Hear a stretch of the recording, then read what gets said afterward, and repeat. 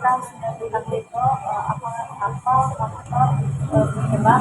Jadi terkait dengan yang kita sampaikan ini, bisa saya tarik kesimpulan bahwa kita ini kesulitan untuk berinteraksi dengan teman-teman di sekolah atau di kelas itu karena alasan orang percaya diri, takut diketahui sama teman-teman, dan kita ini merasa cemas. Terus kalau eh, ada dampaknya tidak kita ini kita sulit berinteraksi sama teman-teman, tidak ada dari segi akademik, tidak dari segi akademik. Kalau di kelas tadi bertanya aman kan baru biasa teman kita.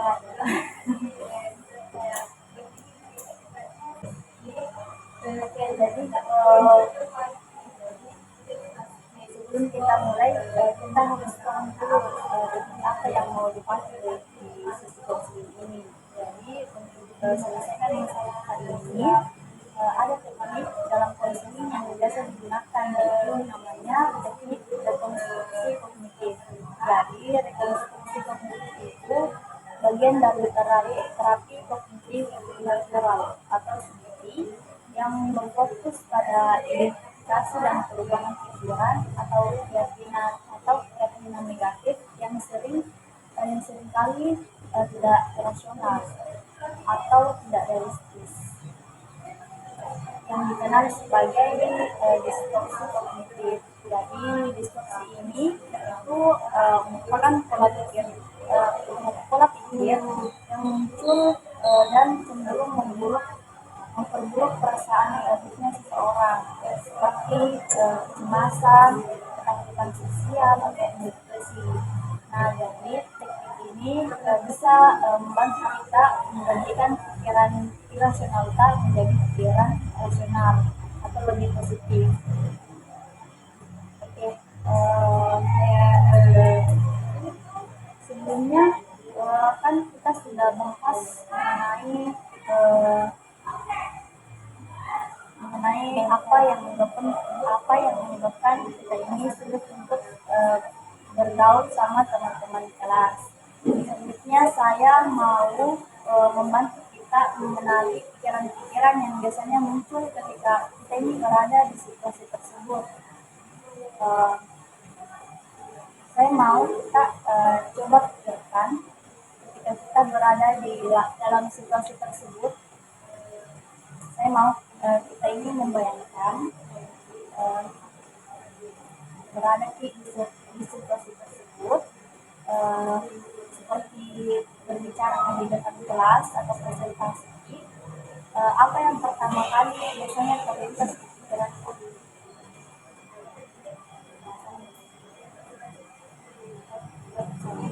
Salah, apa lagi? Salah, takut salahnya ini karena apa?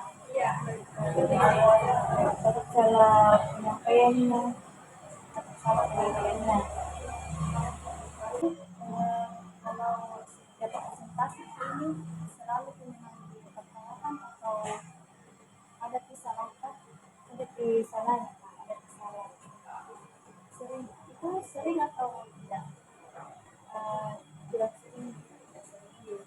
Oh iya, biasanya kalau kurang percaya diri Ki, apa yang merasa cemas Ki? Merasa cemas. Biasanya kalau cemas apa ya, gemetar atau apa? Ingat dingin, apa lagi itu bisa ya, pusing enggak, berarti kalau setiap presentasi Ki merasa cemas. Begitu juga, saya juga begitu. Aku juga merasa salah.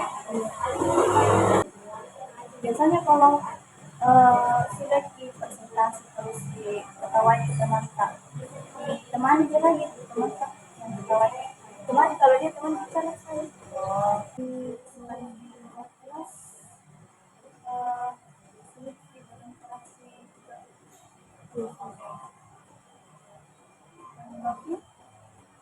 nggak jadi diucap percaya diri dan tidak merancang mulai karena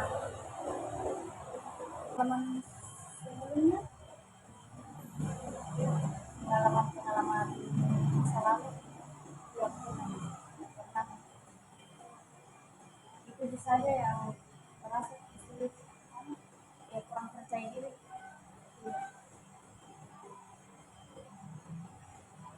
Misalnya kalau itu apa yang eh, bagaimana cara lawan ya tidak tidak peduli apa yang kita bilang dalam cerita apa yang kita bilang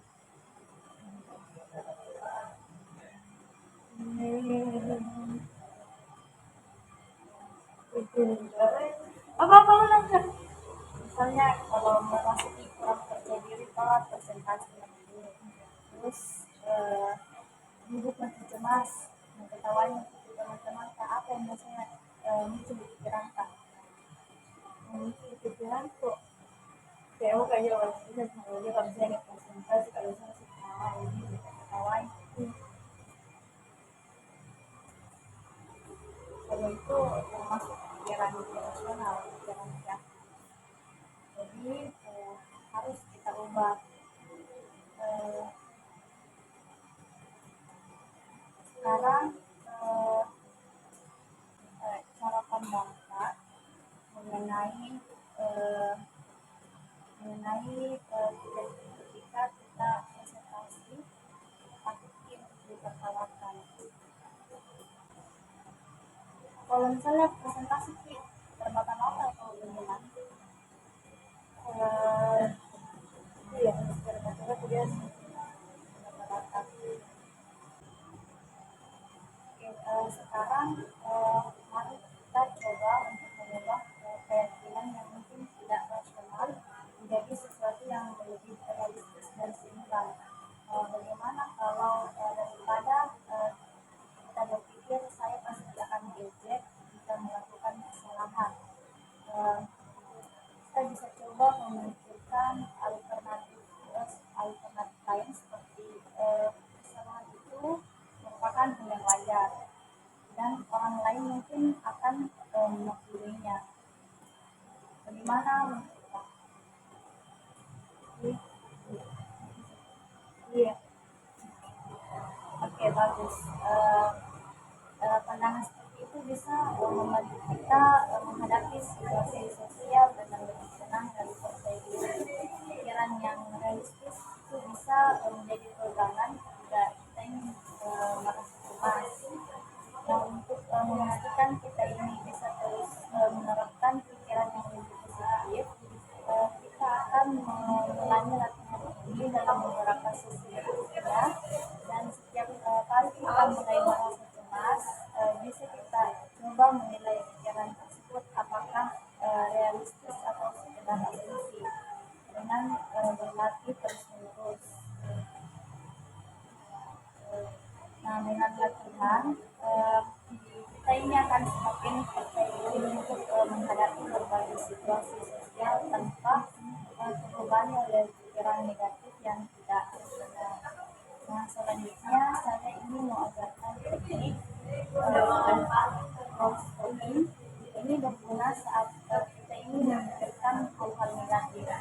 Nah, jika kita ingin merasa ada pikiran buruk yang muncul, coba kita katakan dalam hati atau bayangkan simbol stop. Jadi dalam kita tuliskan pikiran atau tindakan berpikir. Nah, sekarang kita lakukan beberapa latihan simulasi. Di sini saya akan berperan sebagai orang baru yang kita temui. Kita bisa berlatih menyapa atau berbicara dengan cara yang nyaman tanpa beban. Jadi ketika kita ingin merasa cemas, ingat untuk menggunakan dan kembali fokus pada percakapan. Nah, oke kita simulasi ya. Jadi kita di sini bilang halo perkenalkan nama saya Mata. Ada pengen menyapa orang baru yang dikenal. Halo, perkenalkan nama saya Nurul. Halo, perkenalkan nama saya Nurul Bisa. Ya, latihan, latihan kayak ini apa sih orang yang baru kenal, apa kabar? Halo, perkenalkan nama saya Nurul Bisa. Bagaimana kabarnya? Halo, senang berkenalan dengan kita. Alhamdulillah kabar saya baik. Oke, tadi contoh simulasi ketika kita eh, apa ya, kita mau menyapa orang yang baru kita kenal. Jadi bagaimana perasaannya? Tadi setelah simulasi tadi, ya, oke. Setelah kita lakukan semua langkah-langkah yang luar biasa hari ini, eh, mungkin kita akan bertemu kembali untuk mengulang dan memperkuat latihannya. Jadi sampai kita ini benar